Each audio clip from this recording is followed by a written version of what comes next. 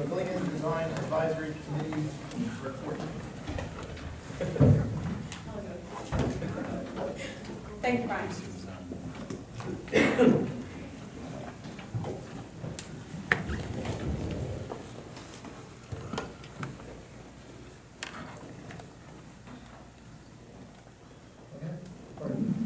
Well, he's presenting to council, but you guys are down here, so maybe turn around so you can see everybody.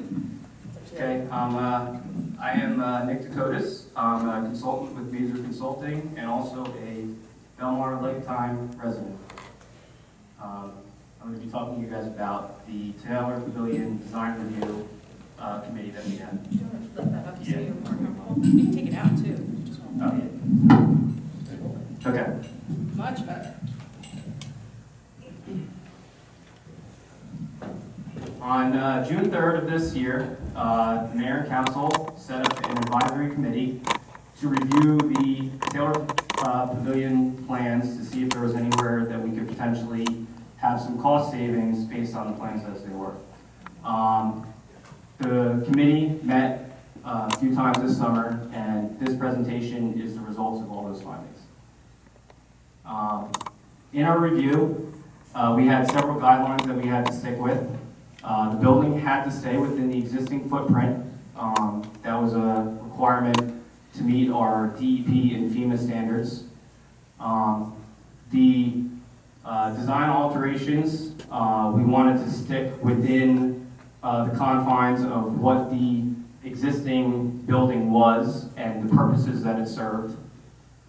Any redesign had to be permittable, both through NJDEP and also to meet any FEMA requirements, to not jeopardize any of our funding. The redesign had to survive a cost-benefit analysis, which also included the amount that it would cost to do the redesign itself. We were going to specifically look at the items that were different from the original building that existed prior to the storm, and how those, there were potential things there that we could maybe cut out that would save some money. These are, on the left here is the old Taylor Pavilion prior to the storm. On the right is a rendering of what the new building would look like if it was constructed. As you can see, the square footages are roughly the same. The old square footage was about 7,000 square feet. Our new square footage is just under that at 6,812 square feet. By and large, the buildings actually look very similar. The main difference is being ADA requires that the ramp for ADA access needs to be on the front, so that ramp has been placed on the front. And we did away with the entrance for the concession that used to exist over here. Where's that entrance for the concession now? And the entrance for the concession now is on the side of the building, for it to be a completely separate entrance. The two floor plans are very similar. It's a little difficult to see on the screen, so we actually highlighted the different uses of the two different floor plans. The concession space, as you can see, is basically the exact same space. On the left, that's highlighted in this gold. The bathrooms are in blue. Code requires now, based on the occupancy level, for those bathrooms to be larger than they were in the past. You'll notice that those are actually significantly larger on this one than they were in the old building. This green area is the kitchen and storage area. Roughly the same amount of space was given to that in the new building. This light purple is the open general space for any kind of general activities. And this darker purple is dedicated space for ticket sales. It was moved to kind of give it a little bit better operations. There's actually going to be a window here where they can sell tickets out of the side of the building instead of having people have to go through the general space into the building.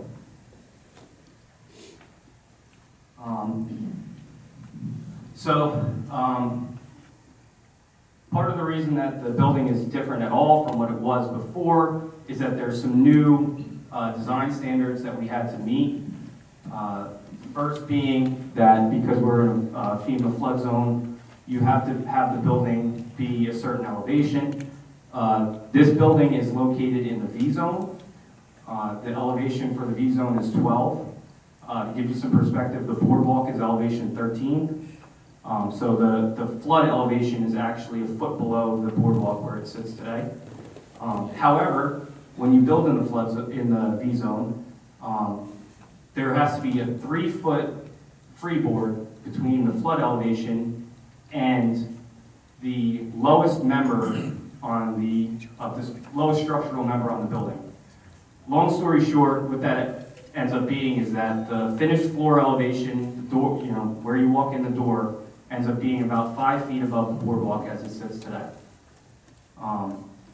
The V zone also requires that there needs to be an open foundation. You can't have any closed-in walls or storage areas that aren't breakaway. That basically results in the building needing to be pile supported. There are because it's the V zone, there's some impact loads.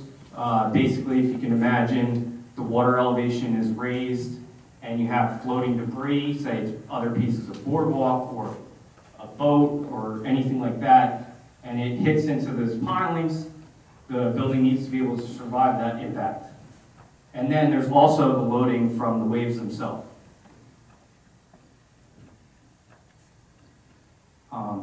In terms of just building codes and standards, this is getting away from the V zone.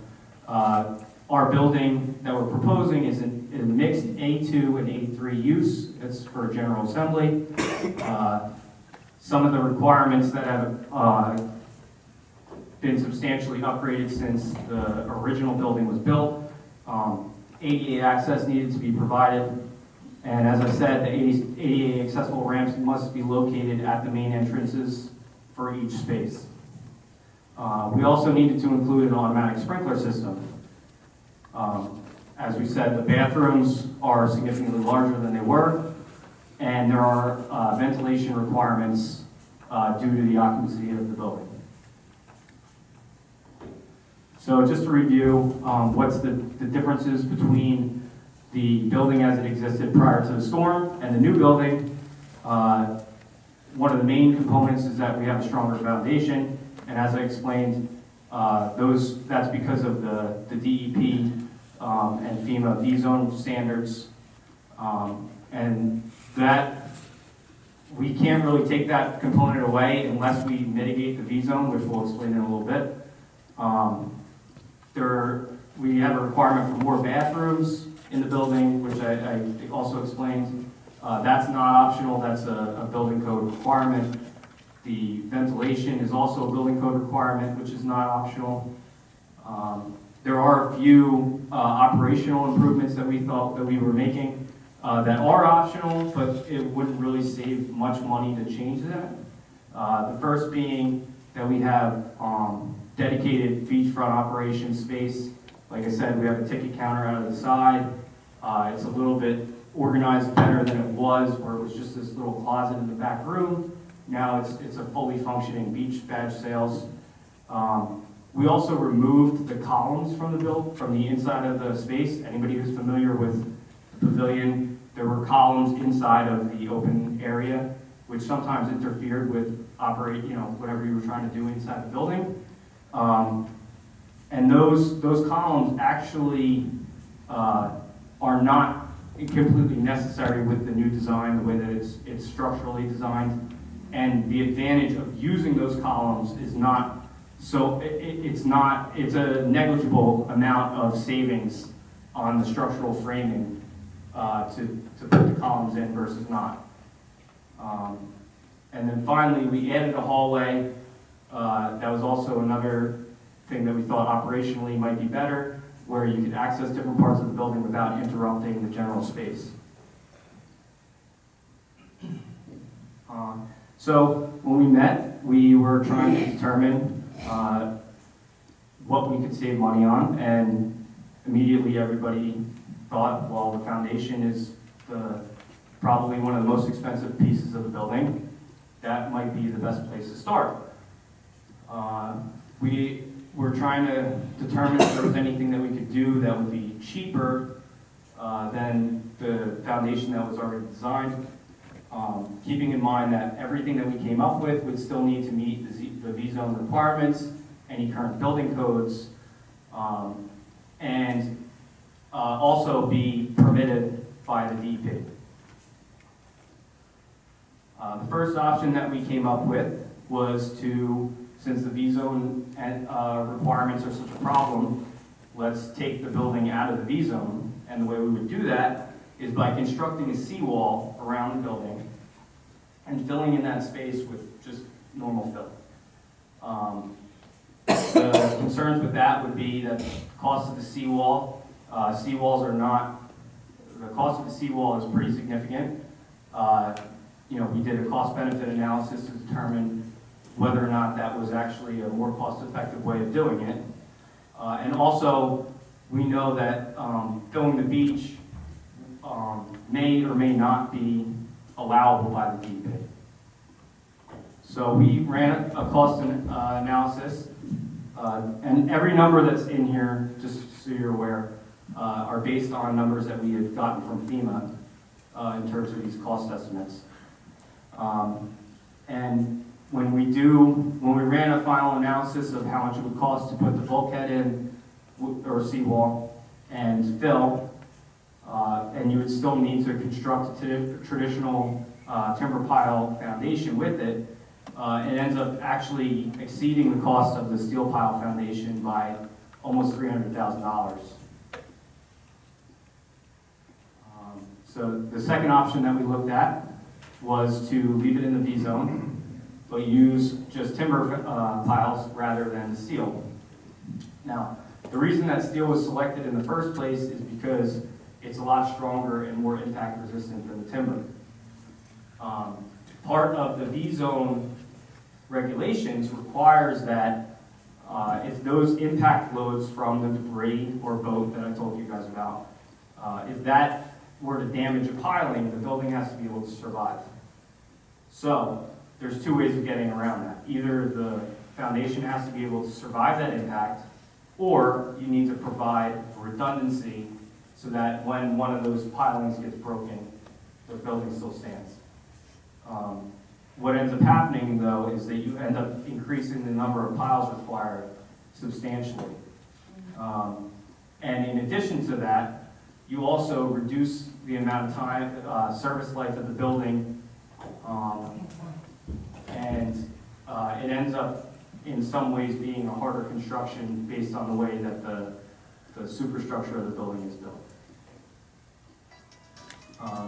When we analyzed the costs, the additional number of piles that would be required actually resulted in a more expensive foundation than the steel. It's kind of counterintuitive, but you end up needing almost 4 times as many piles as what you started with to be able to have the redundancy built in where an impact load could be handled. As far as the other reductions, like we said, the bathrooms are code required. There's not a change that we can make there, as well as the ventilation system. The other options that I was telling you about that we had changed for operational reasons, we can change those. It just doesn't seem like it's, it seems like it's penny wise, pound foolish to not take out some of the design flaws that were in the old building.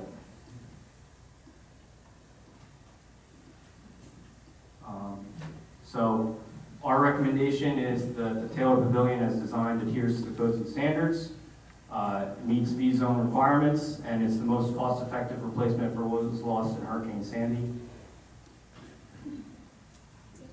And that's it. Questions?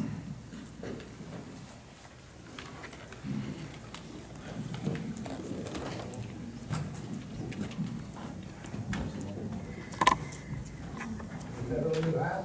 Second day in your I eyes. don't want to be a... Yeah.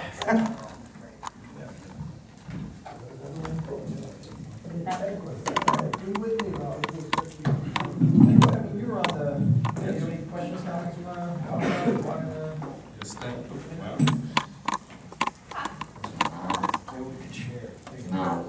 I'll just have to use my teacher voice to speak up. Am I on? Mr. There's a couple of questions. The optional things. Yeah. I just want to make sure I'm clear on Hey, this. Tom, fix your mic. I can project without it. The, each of those three, part of it was anything that had to be redesigned had to save more than the 25,000 redesign costs, correct? That's correct. All right, so if we took one of those things, the savings, would that have equaled the design cost? None of those things would have saved $25,000. If we did all three of them, would it have equaled the 25,000? I mean, I don't have the numbers in front of me, but I don't think, the savings for those things are so minimal because All right, so all three, it wouldn't even, all together, it wouldn't. you have, the Okay. space is there, whether it, if you take the hallway out, the space is still there. Mhm. It's just that you're not finishing one wall in Right. between. It's not. It's not taking a wall, it's not gonna save much. And you have to pay for a redesign, Right. right? Because you can't just like leave it off. Someone's gonna go, where's that wall? Well, yeah, and basically, all of these, the construction contracts for these, it's a public bid, it's low bid. If I don't tell the contractor specifically what to do in an area, he's just gonna tell me how much it is later Yeah, right. and as an extra, so. Okay. All right. The only other thing I wanted to add is I wanted to thank Mr. Dakotas for all his hard work. It was really educational for me. I want to thank Colleen Connolly for all her hard work, and Mike Campbell too. And I especially want to thank Matt Sharon for his participation. He brought what I felt was a new set of eyes, a fresh set of eyes, with some really, really good ideas that were really good suggestions. And it's really funny how you find out what seems like should work when you actually look into the details.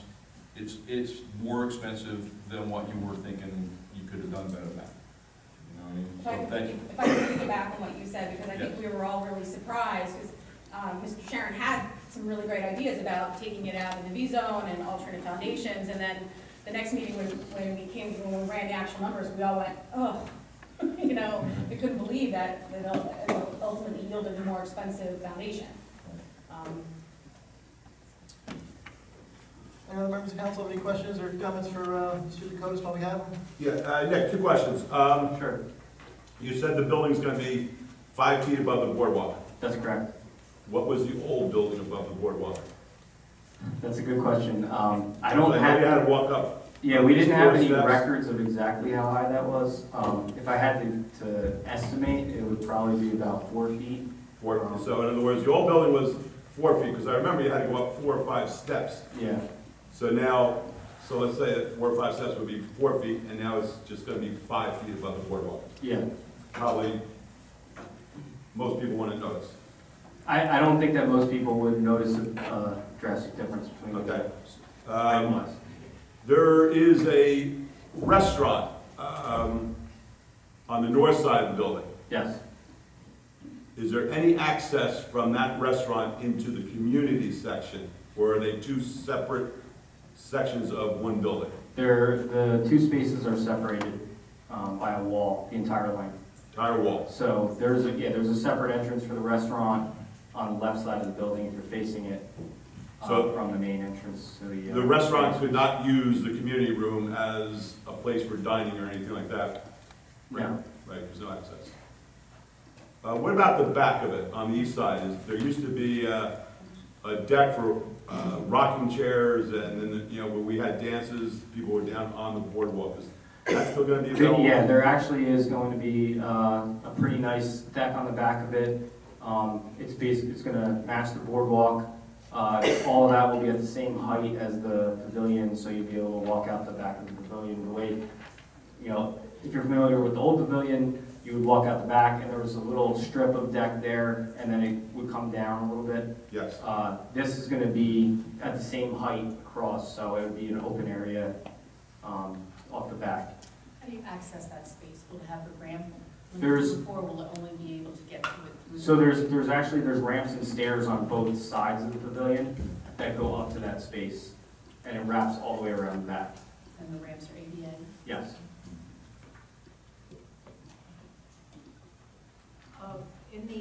brochure, printed material, it looks like it's still just 2 bathrooms. You said more bathrooms. There's still So- just 2, they're just larger. Yes, it's just the way that bathrooms are placed in a building. There's basically a head count that you would do. Some types of buildings, you would do it based on the number of employees. This type of space, you do it by the square footage, and when you come up with those numbers, you have to supply so many water closets, so many sinks, so those bathrooms have been expanded because they used to be a lot smaller, and this is what we're required by code to have. The occupancy. That's a good question that I don't have off the top of my head. It's gotta be comparable to me. It is comparable to what we lost. I don't know if I have it with me, so I don't want to misspeak, but I can get it to you. Thank you. That's adjusted by if there's tables or chairs or just a dance without, so that varies. The old building, if we were having a dance without any tables or chairs, it was actually something like 600. But when you put in tables and chairs, it knocked it down to about 150. And that's fire code. There's nothing we can do about that. And it's gotta be 5 higher just because a person can stand where those poles were. Oh, there will be less concussions for not by kids including running that. around. Okay. And the presentation we just saw, we're going to be able to put that on the website for the public to see. I'll do it before I go home tonight. Well, Nick, thank you. You are obviously an outstanding engineer. We're lucky to have you as a resident as well. I don't think I got a chance to publicly thank you for all the work you did on the pipe going from Lake Como out as well. Elected officials get all the credit, when in reality we do very little work. Meanwhile, it's you guys and your team doing all the work. So thank you very much for doing all that. And this,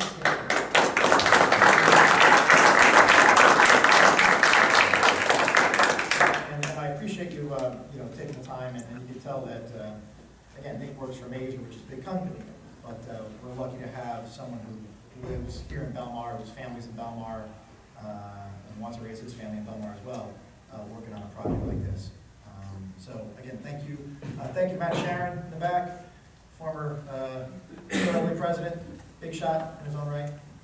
So I appreciate everyone volunteering their time to work on this committee. And I also want to thank, in particular, Tom Burke, whose idea, suggestion this was. Tom's a Republican candidate for council this year, and he is one of those guys who thinks it's best when people work together, no matter what the political party is. So, Tom, I want to thank you for your leadership on this topic, and I know you're going to have some comments later, but I wanted to recognize and thank you for the suggestion. I think it was really well done. I appreciate it.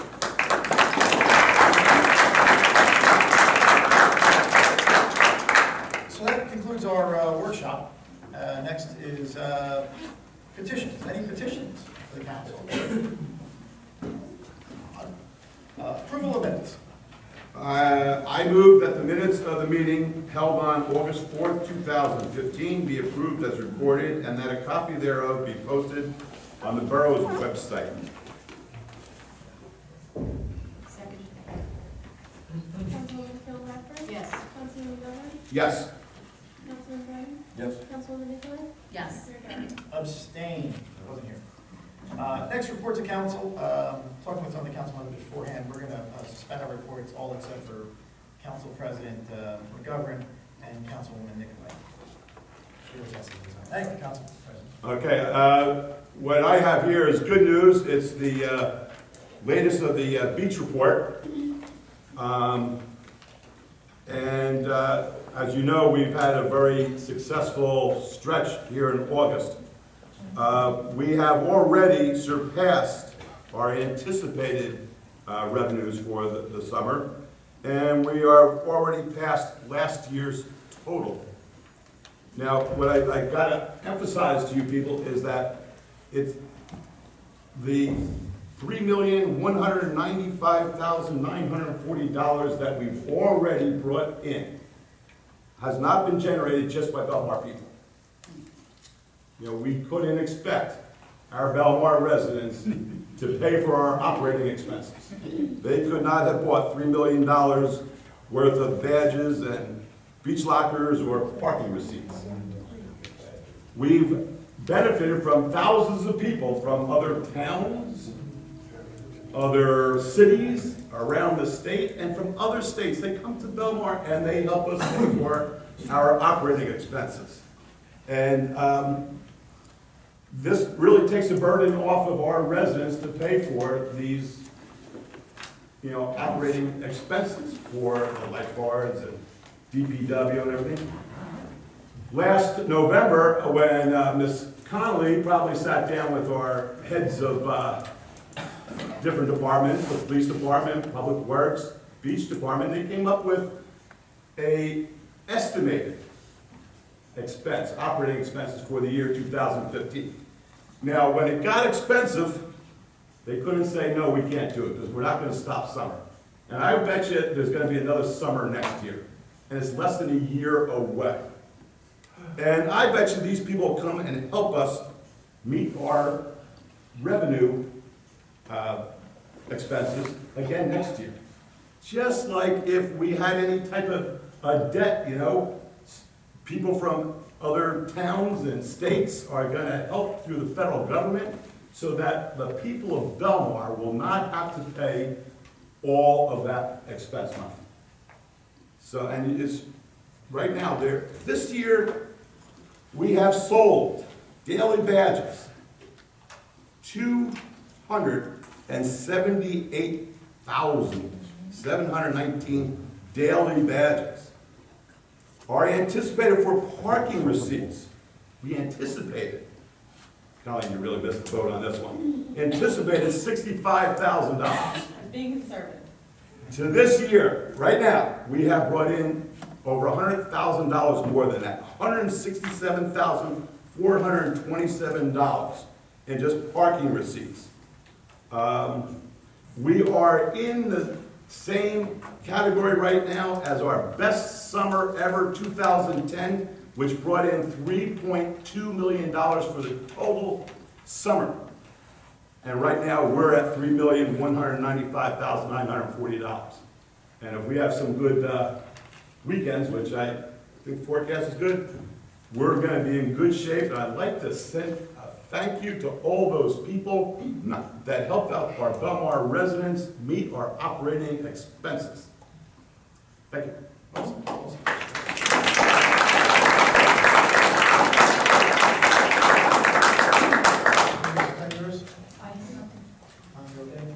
want to add to Mr. McGovern's report. One of the things that I find being down at the beach is how many people are coming to Belmar for the first time.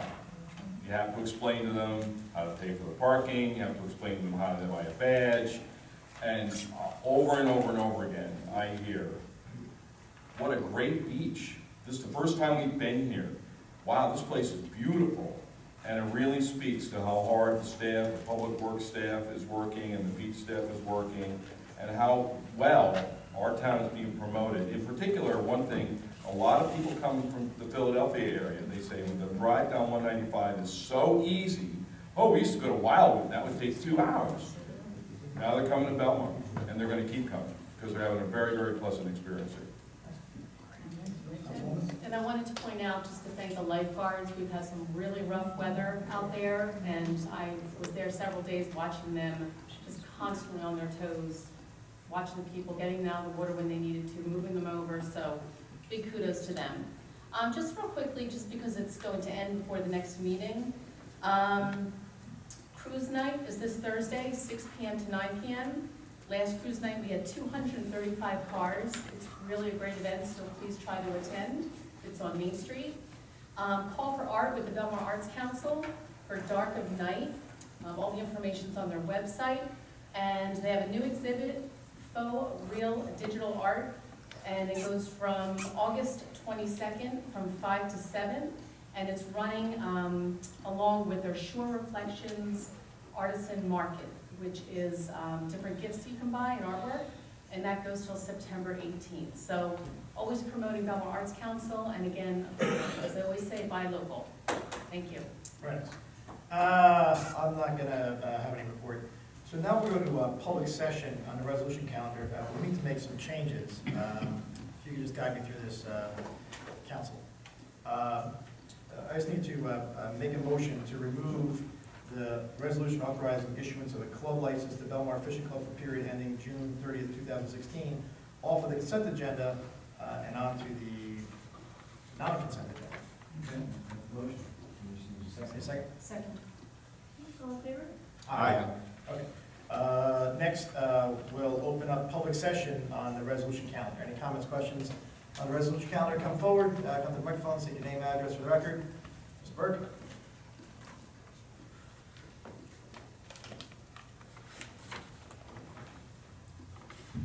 I hope I can stand close enough to this microphone. Can everybody hear me all right? Good. Last year, we had a yes-no situation in this town that sort of, I don't want to say split the town apart, but it made for sort of a contemptuous situation. And when the petition was presented here a couple of weeks ago, I envisioned, oh no, here we go again, I don't want to see this type of thing happen again. We're too small a town to be divided into camps, different camps over yes, no vote, what have you. And out of that concern, one, we started talking about this committee to take a look at the standards, but I also had some questions about whether or not I should or should not be supporting this pavilion this year. Last year, of course, I voted or supported no for it. And I was sort of leaning toward the yes this year. And before I made up my final decision, I asked to meet with Mayor Doherty to talk about or ask some of the questions that I had.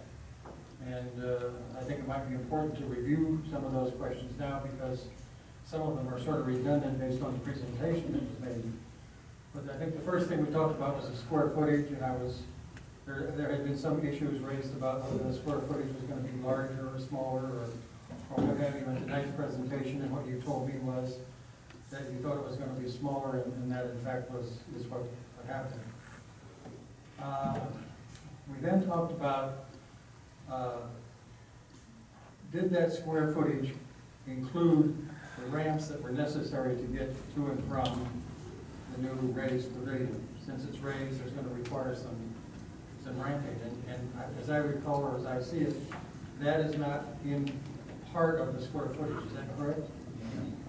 And the deck on the front that sort of replaces the old deck, that's not part of the square footage, correct?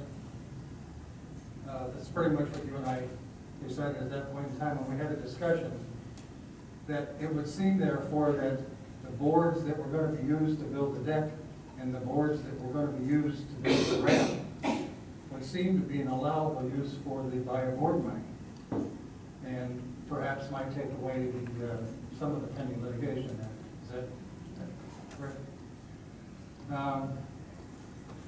At some point in time, a month or so ago, you said you guaranteed, or you made the statement that you guaranteed that the cost would not exceed $4.1 million. You reiterated that to me, is that correct? Absolutely. Okay. I'm referring to my notes because if you recall that day, I had to refer to my questions too. We talked about how these costs, how the $4.1 million was going to be spent, how it was obligated. And you explained to me that around $3,600,000 of that money was what's called hard money. Hard costs. Yes. Hard costs that would go directly to the building of the structure, the materials, the labor, and what have you, the hookup for the various utilities and what have you. Is that correct? Yeah.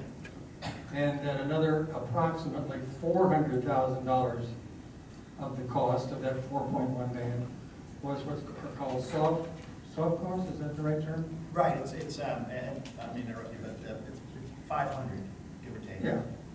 And soft costs are, just to get an idea, so engineering, design, architecture, construction management, construction administration, bid administration, and then contingency. And the way the Department of Community Affairs works when you go out to bond, or when you do a project like this, you can always shift soft costs, money for soft costs, to pay for hard costs, but you can't do the reverse. So let's say somehow, some way, I don't know, sheet became more expensive. And we could shift money from the soft costs to pay for that, the contingency money from the soft costs, or something else to pay for the sheetrock. But if sheetrock got cheaper, but our design costs went up, you couldn't shift the money allocated for the sheetrock to the design costs. Okay, I think when we were talking, we talked about that $1 million engineering cost that I figure keeps getting thrown around out there. And it's my understanding, and correct me if I'm wrong, that the biggest portion of that $1 million went for the original design of the 3 pavilions that were scheduled to be on the boardwalk, and the subsequent redesign of the Taylor Pavilion, remove it from the second floor to make it a single-story structure. Is that Well, I remember originally it was Fifth Ave, right? 8th and Ave, and 10th Ave. Right, 3 buildings. And then we saw public input, received that, made changes, eliminated 8th Ave, changed 8th Ave, then eliminated it. Then we made changes to Taylor Pavilion. I think 10th Ave, we more or less kept the same, maybe made some minor changes, but the major ones were to Taylor. Redesigned them, and that's what went out to bid last year. And again, as you can see, anything we do to change the design increases the cost, so that's why. I think my point is that that money's already been spent and obligated, and I presume paid for, is that correct? Yes, some of it already is. We're at least obligated to pay for a service that we received. Right. And again, with Taylor Pavilion, it's approximately, the total soft costs are 500, so it's in that soft cost, again, engineering, design, architecture, all that is wrapped up in that, which is, the engineering and everything else is probably less than 10%. When you throw the contingencies in there, it bumps it up a little more than 10%. So you think about the math of 500,000 relative to 4.1 million. All right, we're talking, going back again to using $4.1 million. That, the portion of that that's the hard cost is going to be what's going out to bid, is that correct? Correct. Do you anticipate the possibility that bids may come in under that? They could. I don't know. Yeah, we're not gonna speculate. We can't really speculate that. I guess my question is just comment on the resolution. It's basically, it's a possibility that it could cost us less than that, bids came in. Well, I hate to It's speculate. not, I hate to speculate on some of that, only because we are currently in the midst of some litigation regarding the cost. correct, I understand that. And I understand the litigation may have a certain amount of effect of how we can fund it. And going to the funding, and this is another area that you and I talked about, the way I understand the funding for this, first of all, 2013, it was uncertain as to how we were going to pay for the proposal. Is that sort of correct? Or at least there was a possibility that the taxpayers, yes, the tax. Mayor, I don't mean to be a stick in the mud here, but we are currently presently in litigation on some of the funding and allocation. So I would prefer that you not make comments regarding the allocation of funding, because we are currently in the midst of litigation. Matter of fact, I think we're back to court on the 2nd. So I don't mean to be a stick in the mud, but I do know that many of the questions or comments will come back and repeated to me on September 2nd. The only point I'm trying to make is that last year, there was a possibility that taxpayers may be at risk for part of the cost. That's the point I'm trying to make. Is that correct?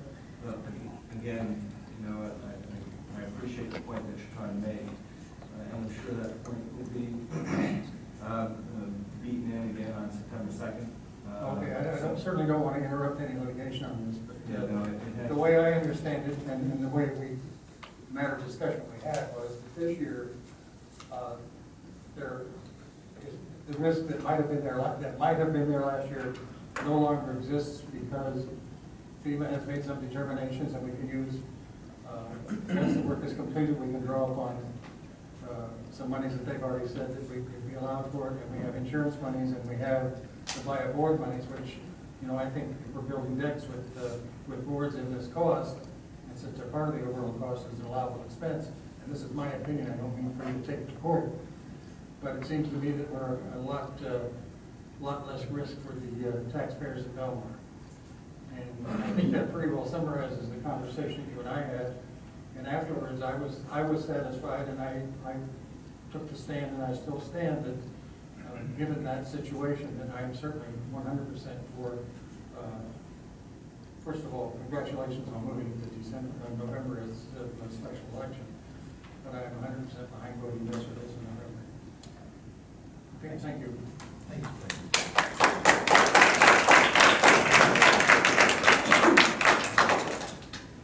Any other public comment questions?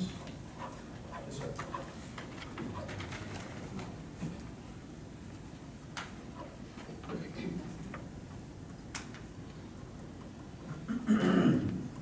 Gene Kramer, 4th Avenue. This is specific about, talking about this proposed resolution being offered tonight. Okay. Which resolution? Which one? Well, it's just that there's no numbers on these other than 2015. It has the title. Resolution seeking to submit a question to the voters. Yes, sir. Okay, thank you. And thank you very much, April. I appreciate having it available on the borough's website for review. Although the one, this is still labeled as being draft. Okay, hey, do you have a question on it? Question? No. But I do have, I'd like a change to be made. The second whereas the ordinance would establish funding for the construction of the Tower Pavilion, AKA 5th Avenue Pavilion. I request that the reference to the Tower Pavilion, AKA, be eliminated. Primarily because this is inconsistent with ordinance 2015-25 and the summary statement that was published in the newspaper. Ordinance 2015-25 and the summary statement were silent with respect to Taylor. And there's no need to have it here. Thank you. Thank you. Any other comments, questions on the resolution calendar? Yes, sir.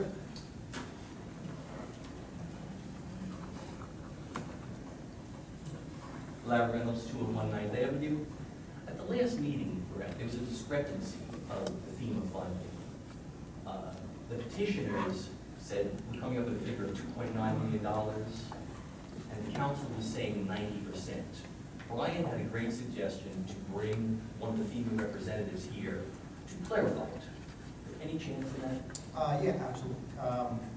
The number is higher than that. Conley, our business administrator, who is arguably one of the best business administrators in the state of New Jersey, is constantly trying to get more money from FEMA. And it's been almost 3 years now, right? And she's still working on bumping up those project worksheets to max out how much we'll get in funding. So hopefully we'll have a much clearer picture 4 to 6 weeks from now. It's certainly more than 2.9. That's sort of what you start off with years ago, and you keep going back, and you keep applying for more, and you get awarded more, and you keep applying for more. Now, there's going to be a point, we haven't gotten to that point yet, but there's going to be a point where we max out what they're going to give us for the project. We will certainly let everyone know as soon as we do, but it's a great idea. Happy to have a FEMA rep present. I think that would solve a lot of the, thank you. Yeah, Mark. Mark Fitzgerald, Surf Avenue. How's everyone doing tonight? Good. I just have a couple things I'd like to say, and you know, I'm really trying to appeal for everybody to try to come together here. if what people are saying is true, that they want the Taylor Pavilion rebuilt, they have to realize the risk associated with this going to referendum in November, it being voted no, therefore resulting in no action for the foreseeable future. So if you think you could vote no and still see a Taylor Pavilion at any time soon, I think that's a mistaken approach. And people need to recognize no is ultimately going to mean no, and that means no pavilion. You know, just be real with your opposition. If you're opposed to it, that means no building there. But to say, well, I want a building, but I'm still going to vote no, is very inconsistent. But in any case, I think truth and facts on the design that were presented tonight don't seem to make a difference to those that are opposed.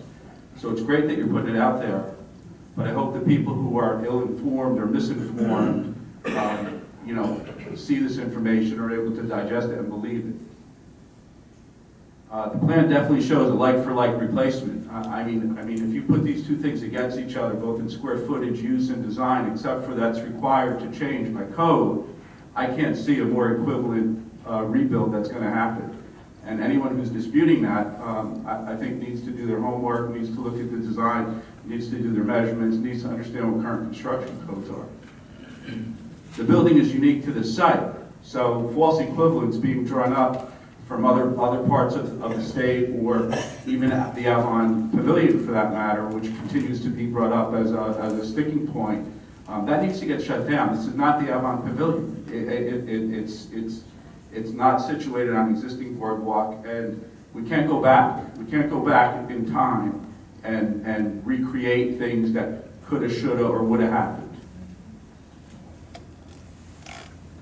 People are coming across like they're authoritative sources on this, and they're not. They're not engineers, they're not builders, they're not cost estimators. If there's a question with the qualifications of any of the people the town are using, then talk to them. If these people are not qualified to come up with these designs and these bids, then let's have that discussion, but let's not make it just a generic, it's bad, it's wrong, it could be done cheaper without any facts to back it up. This is an important point too. Last year, the Lake Como funding was not resolved. Also last year, the public safety building was not resolved. Those two things are done at no cost to the town. That was used as a reason to vote it down last time. That reason no longer exists.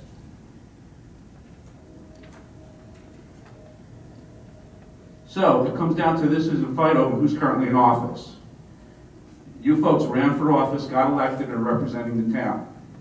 For the people who are against the bill or against the things that you're doing, run a candidate. Get he or she in office and do things the democratic way. I mean, there's nothing wrong with that. I mean, you're here to represent me and the other people in town.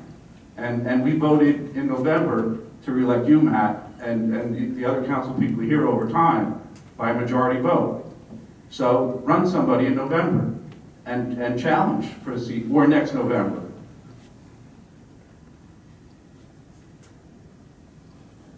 Lastly, what I'm asking for is, this is the council we have. The opposition should work with them. You guys do appear reasonable. There does seem to be compromise that was made, both on the design, the size, the cost. This funding, much of the funding issues are resolved. The Lake Como, $6.2 million, the public safety out of the way. There's very little to debate here. As a matter of fact, I've written a letter that it seems to come down to $1.2 million difference between the FEMA funding and the design cost. When it goes out to bid, it may be even less than that. And then that $700,000 discrepancy, or whatever it turns out to be, is going to get resolved through this litigation. But even if it turns out to be $700,000 of long-term debt, the per cost per home, if it did become a worst-case scenario, should be disclosed so people say, this is what we're arguing about. You know, pennies on the dollar, $100 a year perhaps, you know, like that's an important number to be thrown out there, because this argument over cost per square footage is a false equivalent and a false analogy. I'd like to know, of the uncovered cost, what it potentially might mean to me as a taxpayer in town annually, and I think it's going to be peanuts. Thank you.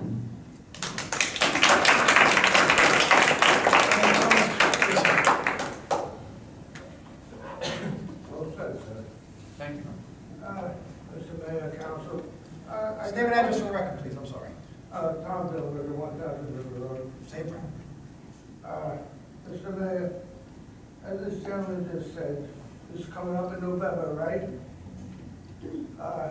Very good, thank you very much for not pushing it again into a special election. Thank you for that, anyway. And as the council knows, my stance on it, I don't want anything out there, but this is the vote and everything. Mr. Mayor, would you do one other thing for the people here? If this is a no vote in November, will you pledge to us that you will not bring it up again in your tour as mayor? Would I pledge what? Not to bring up the Taylor building, the Taylor Pavilion again? No. No, you won't pledge I that? won't pledge that, no. So if it goes down to defeat again, you might not respect the will of the people again. Is that correct? I respect the will of the people, but Really? I think as long as that building is not there, I think we have an obligation as a council to replace it, both for the people, the residents who live here in Belmar now and for future generations. So you were figuring that we're having a second vote on it. This is the respect of the people's will who voted last year not to do it? Well, You in all were respect, respectful of their will? The vote isn't on a building or not a building. The vote is on the bond ordinance to fund the building. Okay.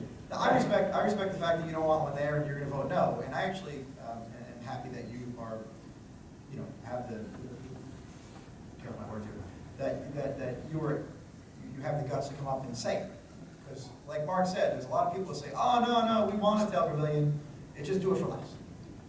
When in fact, they don't have the courage that you have to come up and say, listen, I just don't want it. I don't think it takes any courage at all. And I don't want the other stupid clubhouse gonna put up there either, for that matter. I got it. All right, seeing no other comments, questions, I'll make a motion to close the public portion of the resolution calendar. Second. All in favor? Aye. Next, I'll make a motion move for the resolution for Belmar seeking to submit a question to the voters of the ballot general election to be held on Tuesday, November 3rd, 2015. I'll second that. Councilwoman Theo Blackburn? Yes. Councilman Butler? Yes. Councilman Brennan? I absolutely want to make sure everybody understands something. There are a lot of people that are concerned. But I believe, all due respect to Mr. Dilberger, that the will of the people in Belmar is that they want a building there. They have concerns, and I think a lot of those are based on false information. We've already heard tonight about different numbers that have been being thrown around that are just out of date, and they really have no bearing on our situation at the present. The council and the mayor have done everything they can to try to reduce the cost of this building, and my personal feeling from before I was on the council and since I've been in office is that this mayor and council have really tried to do everything that people have asked them to do. They said, put the safety pavilion up, pay for it with beach funds. That's being done. Take the second story off, which I definitely was not in favor. I was not in favor of a two-story building. That's been done. Get rid of the 8,000, all those things. Take out the other different ordinances about the apprentice program. All those things. Everything this mayor and council have done to try to satisfy the concerns of the residents who have expressed them. At this point, it's really clear to me, and I hope it's clear, it will be clear to the residents, that the building we're proposing now is the building we have to build, because if we don't build it this way, we will get no reimbursement, and we won't have a chance to insure it, which means that if anything happened again, it would all be on the taxpayer. And not only that, I mean, look, this is an opportunity for a real win-win. I can't really speak to that, but I think that in the end, the residents will be thrilled with the results.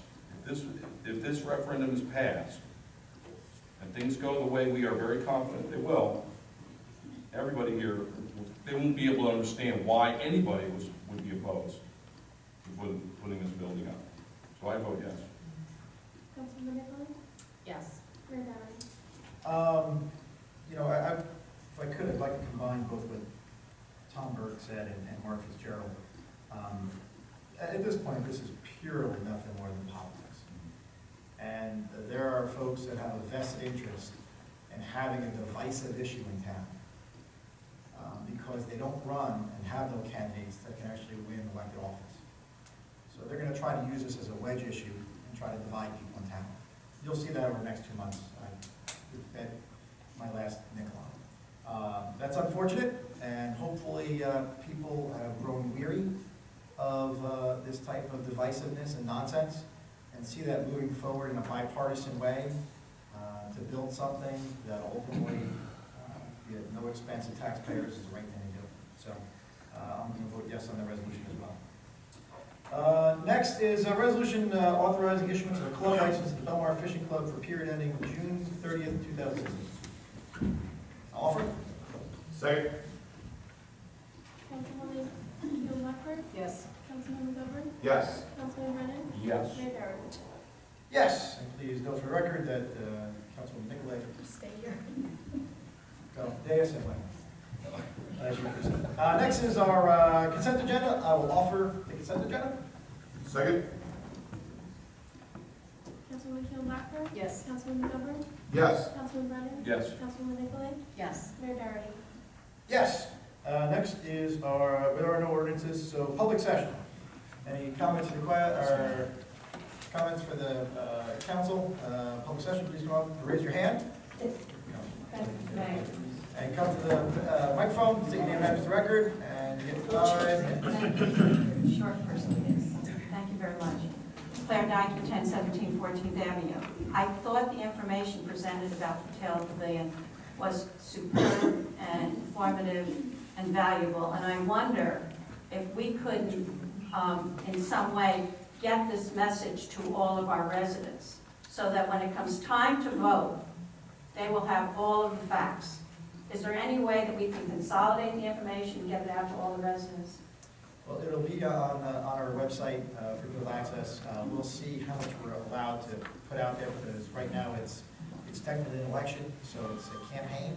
So you Yes, have I just people want- who put out the information that we showed today, put together by professionals that's accurate, and you'll have people on the opposite side who are making inaccurate statements and just. Well, trying if to they put get it this So information, that's why we as a borough, though, have to really remain neutral on the ways. So we can put the information up on the website, and people can take that and express that to their neighbors and their friends, and encourage them to vote yes to support the open the Tail Pavilion. But I don't know if we necessarily get to the business of sending that information out. We will see, as long as it's not seen as advocacy, these have to be very fair. but we personally as residents can advocate for it Absolutely. with other people and say, look on the website, see what the facts are. Also, this is kind of a question, but I'll try to state it not as a question. Is there a timeline, say, and hopefully it will pass? What would the time frame be in starting the construction? And would it be that we would have it for the summer of 2016? We would get started as soon as possible for the summer of 2016. That would be really aggressive. I don't see that happening. Okay. Best case scenario, maybe the end of the year. It all depends. One other comment, if I understood correctly, the ticket sales will be outside of the pavilion, is that correct? Yeah, the way that they designed it is, if you remember the old one, you had to go inside the building. That's right. So this one will have a window on the outside, so you can sell beach badges outside. And that would be, In the building, yes, someone okay. standing outside. That's helpful to anyone involved in an activity inside the pavilion during the sales. Right. So that's very helpful. Yeah, you guys could go to walk through. Yes, thank you so much. Thank you.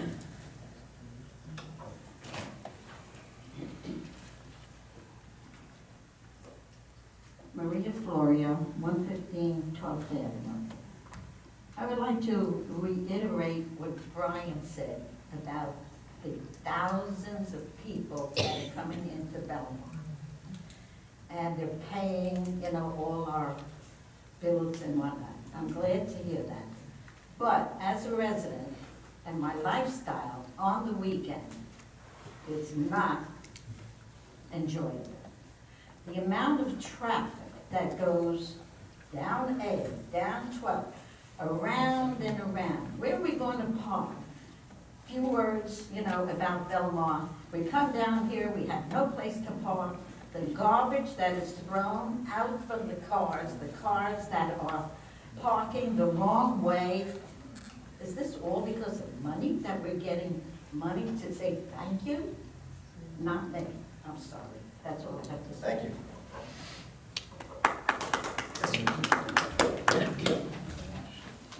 I'm sorry I didn't bring this up earlier. I'm sorry I didn't bring this up earlier, but I did have concern about the wording of the referendum itself, because it certainly does not make clear the extent in which the bond is going to be retired via reimbursements. And is it possible that the English explanation versus the legal explanation could speak to some clarity about it isn't truly $4.1 million worth of long-term debt to the town? Because that's a large bit of misinformation that the average voter doesn't necessarily understand, and that plays into the myth that this is actually $4.1 million in long-term debt when that's not true. You want to sort of address the statement? Sure, I'd be happy to. So by law, the question has to be the title of the ordinance and then the yes or no.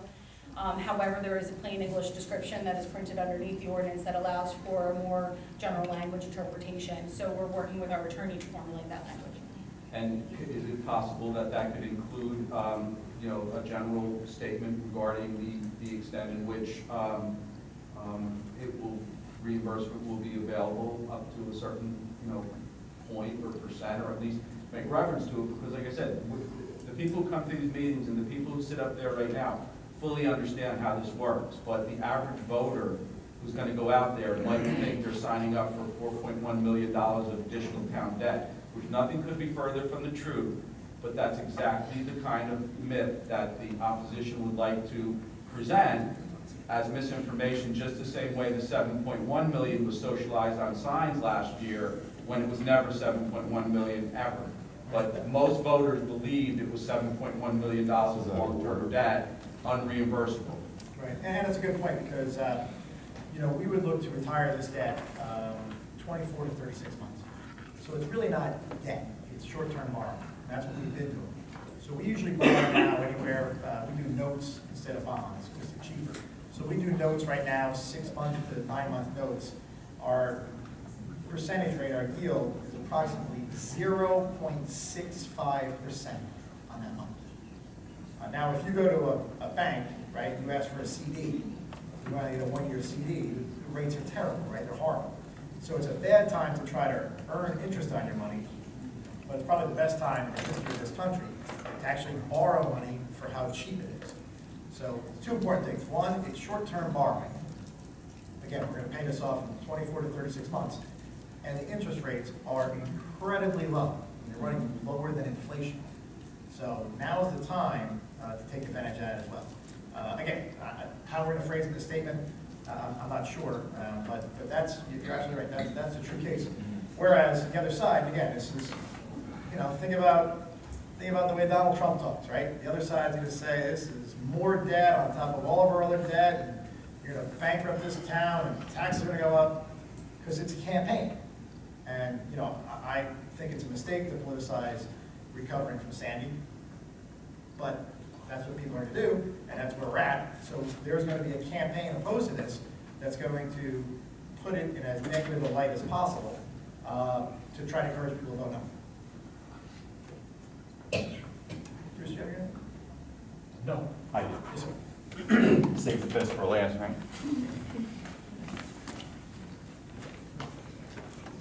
Got the whole family here today? Oh, yeah. Nice. Cheery section.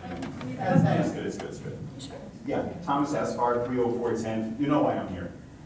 I was here in June, I was here in July, I'm here again, third time. All playing. For those of you that don't remember, for anyone in the audience, what I'm trying to do is have the football throwing and the frisbee throwing stopped in the water, at the water's edge on the beach. It's a horribly dangerous situation. I don't know why it's taking months to fix it. It used to be stopped.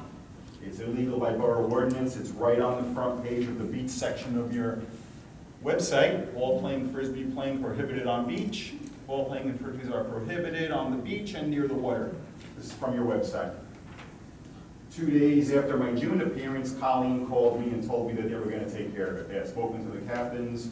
The lifeguards were informed that everything would be fine. I had my reservations, and I'm glad I did because absolutely nothing was done. I was here in July, thought maybe something would be done, and nothing was done again. And I know we're all concerned about economics. I get it. But I hate to think that you're letting it go on because you want people here to do that. It's a dangerous situation, and I don't think so either. The only reason I don't think so is because there are small children with inflatables that are there, and the lifeguards jump off the guard stand and run down the beach Baywatch style with their whistles blaring if they see it. But the football throwing, they don't seem to care about. There are a few people with brains that take their footballs up by the boardwalk and throw them by the boardwalk.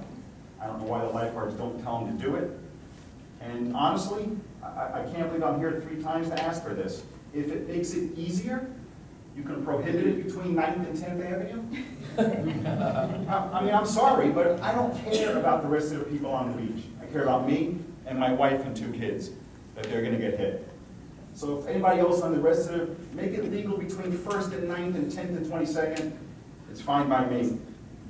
And what I did was, I took some pictures this time, and we all know what goes on, but there's a football flying through the air, nobody knows where it's gonna land. And, I'm not gonna go through them all, but this one's my favorite. There's a football headed right toward a pregnant woman. I mean, it missed her this time, but maybe next time it won't. You can peruse those at your leisure. And just 2 more things. I want to know what the opinion is of the mayor and each council member on this issue. Whether you think the ball playing, the football throwing, and the frisbee throwing should be allowed on the water and at the water's edge.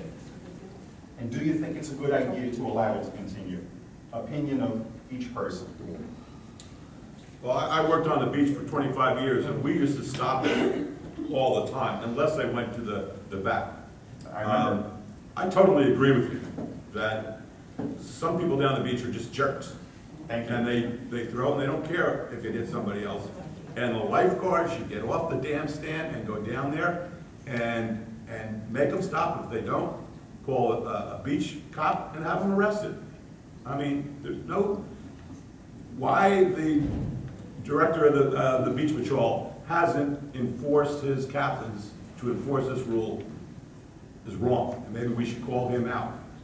We're down Thank you, here. Councilman. And tell them, hey, you're not going to be beachfront lifeguard director unless you shape up and get these guys to stop throwing the football. And I agree with Brian, but I totally disagree they're not doing their job on the entire beach, because I have sat there and at least 7 or 8 times the past 2 weekends, I've seen lifeguards get out and tell people to move. In fact, people next to us, like, we're looking around like, what do you mean it's not allowed? They explained it and they moved them back. But I have absolutely seen them up their game covering that. Yeah, I mean, I also think that, common sense has to come into play here. If there's a group of, men playing football, they should intervene. If there's 2 7-year-olds throwing beach ball back and forth. It's funny you should mention that. I don't because think there was a small person with a beach ball that they stopped. Right, I don't think they should intervene, so. I agree. So do I think we should ban all balls and frisbees from the beach? No, but do I think we should ensure that people aren't at risk from, getting hurt from someone throwing any type of ball? Yeah. So I think there needs to be, so the fact that we completely ban them, I'll be honest with you, my 10-year-old and 7-year-old, I guess, break the law. They don't put anyone in harm's way. whereas a 25-year-old and a 25-year-old man throwing them back and forth, I absolutely agree. So I think that we should task, as Councilman President Gordon said, we should task our lifeguards with enforcing it, but in a way that makes sense. Our lifeguards are college-educated people, and some of them are teachers. They will be able to tell the difference of two 8-year-olds throwing a football. It's not going to hurt anybody, or adults throwing it. And there is a big difference, okay? And the people that are going to hurt, my 5-year-old grandson was knocked down last weekend in the water, just like you're talking about. How so? What happened exactly? Well, running, as they run up in the air to try and catch it, they ran him over. Wow. So, Was he hurt? He was 5 years old. 5 years made out of rubber was bound. So. But they could hurt somebody. And you know what? If they knock them over, they continue to play. So, I mean, those lifeguards should have been reprimanded or taken off the stand and sent to the river beach. So there's 3 more weekends for the season. What will I see the next 3 weekends? We'll work on it. And I'll be back in the spring. Okay.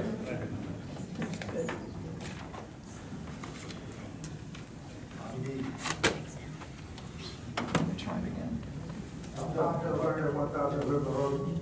A couple of things here. McClary Park, as I mentioned before, you don't have the bathrooms going at Dell Street Beach. You haven't had it last year, now this year. You have board stands there. Now, in McClary Park, down the far end, south end, where the picnic tables are, there's nothing. Now, it's kind of a hike to go up to the L Street Beach to use the porta stand.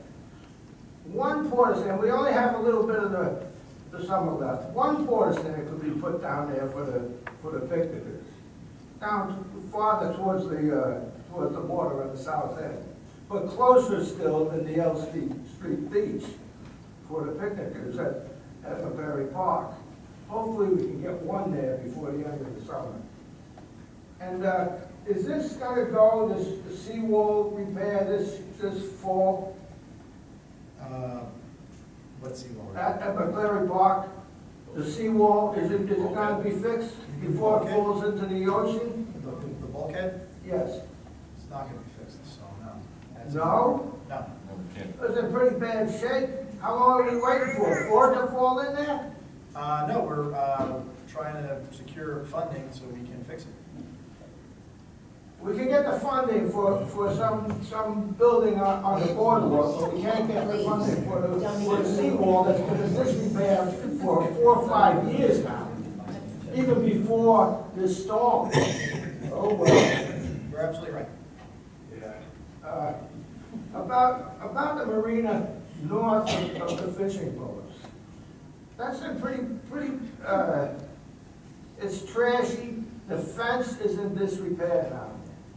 It's in disrepair. As it winds up all the way around the high beach, the high bridge, and then goes up to the old ice cream factory. Plus, it's well littered.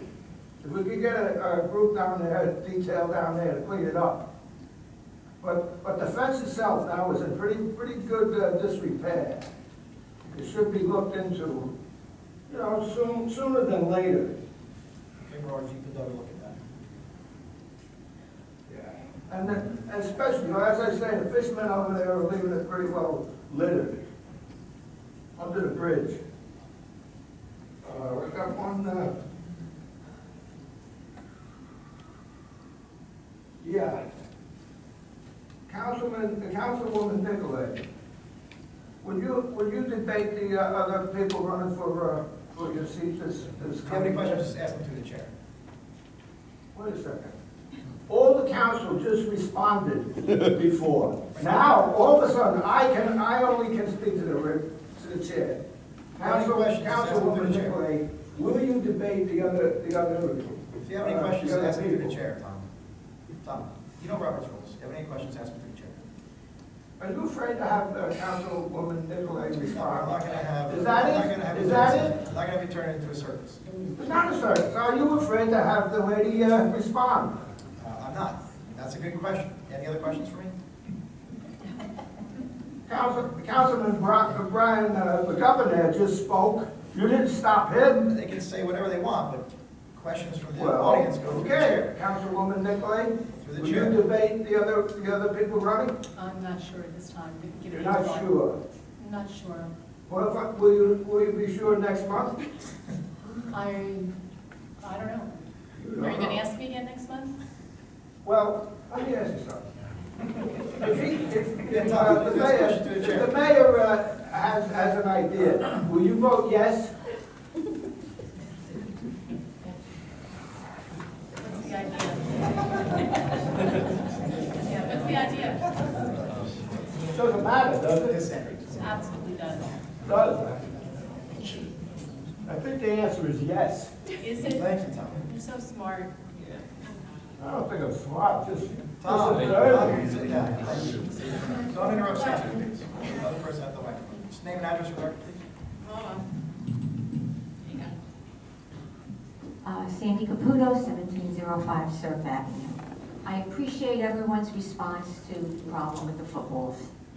And Brian, you said, I appreciate you saying that you remember when it just wasn't allowed. We So- stopped it as often as we could. I remember a time when the football, you couldn't even take it out of the bag on the beach. Well, we always try to stop it, and whenever Howard came down to the beach, he'd look, and there'd be someone throwing a football right in front of us. Yeah. As soon as you see it, you try and stop it, yes. Okay.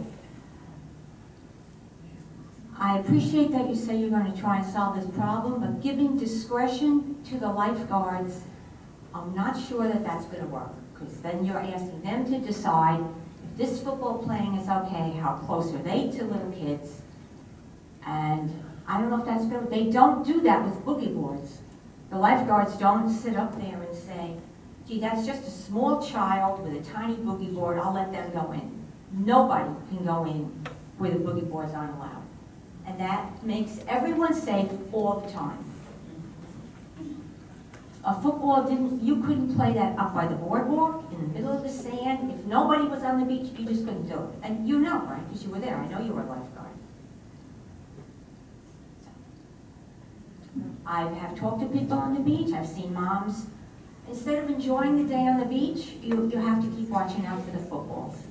And like you say, the 200-pound guy chasing the football, they're not watching where they're running. They're looking up. So, thank you for listening.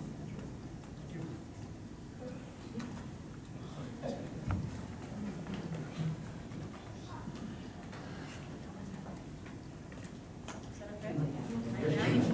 Perfectly challenged, but I'm sure my voice will carry.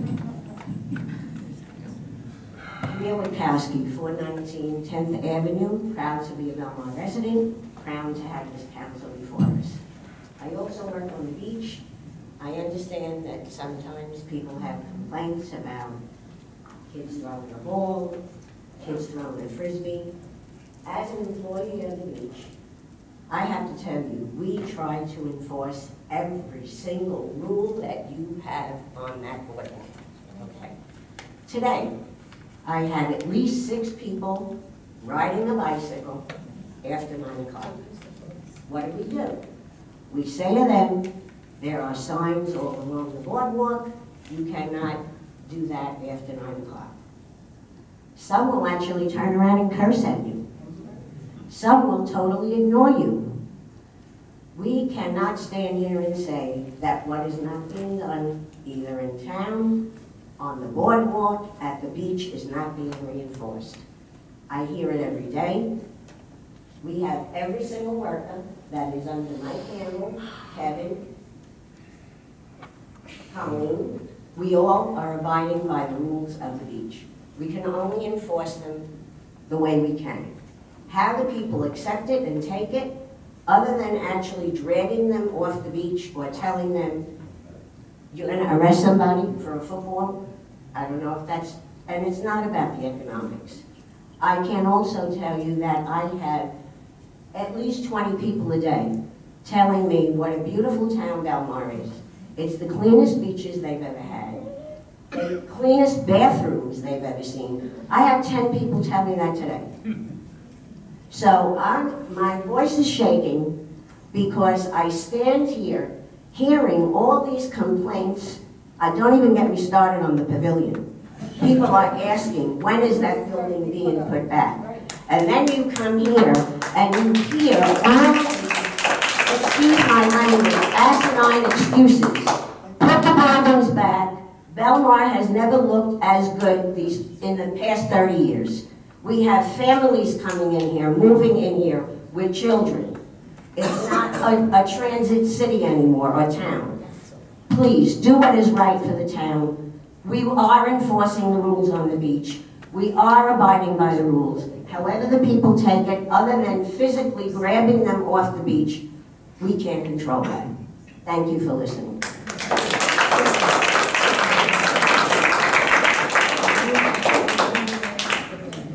Whoever your Michael Campbell.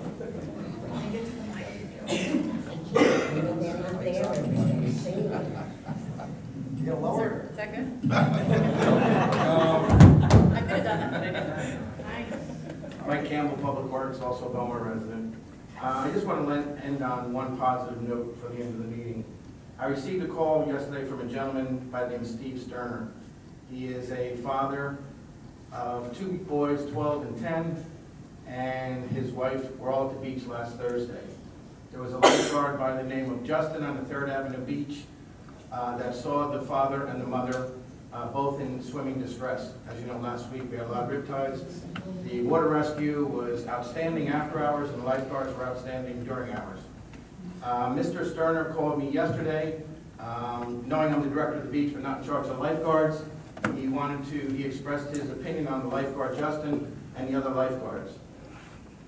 He said it took him a couple of days to get his thoughts together, but he said he knew he was dying.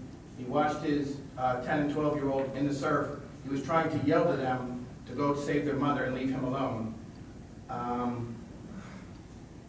His opinion was he was going to die if it was not for this lifeguard Justin. I'm not taking anything away from the football. I'm not taking anything away from anything else. But the lifeguards do a hell of a job doing what they do. They save lives every single day. And I just want them to